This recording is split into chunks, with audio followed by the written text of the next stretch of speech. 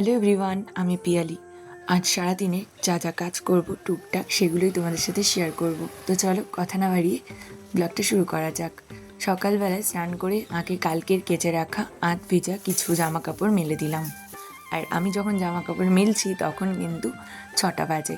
তারপরে রান্নাঘরে এসে একটু রোদ ওঠায় ঘরে থাকা কিছুটা তরকার ডাল একটু রোদে দিলাম। এরপর সমস্ত সবজিগুলোকে কেটে নেওয়ার পরে ধুয়ে পরিষ্কার করে নিয়েছি। আর এই যে আমি সেদ্ধ দিচ্ছি ওলকপি আর আলু, এটাকে একটু ভাপিয়ে নেব। আর এদিকে আলুটাকে মেখে নিচ্ছি পেঁয়াজ আর কাঁচা লঙ্কা সর্ষের তেল দিয়ে। আজকে মাছ মাংস ডিম কোনোটাই রান্না করব না, আজকে একটু অন্যরকম রান্না করব, নিরামিষ কিন্তু আবার পেঁয়াজ থাকবে। যাই হোক, ওদিকে সবজিটাকে ভাপে বসিয়ে দিয়ে আমি এখানে একটু আদা আর জিরে বেটে নিচ্ছিলাম। এই ওলকপি আলুর তরকারিতে জিরে আর আদা বাটাটা দেবো।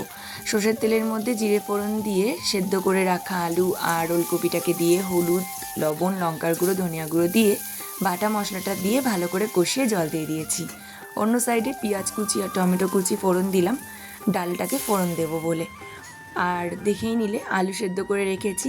আর ডালের সাথে আজকে যেহেতু মাছ ডিম কিছুই নেই, ডালের সাথে খাওয়ার জন্য একটু পাঁপড় ভেজে নিলাম।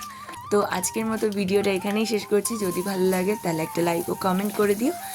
আর গল্প আবারও হবে, ততক্ষণ ভালো থেকো, সুস্থ থেকো, সবাইকে ভালো রেখো। কথা হবে অন্য কোনো ব্লগে, ততক্ষণ টাটা।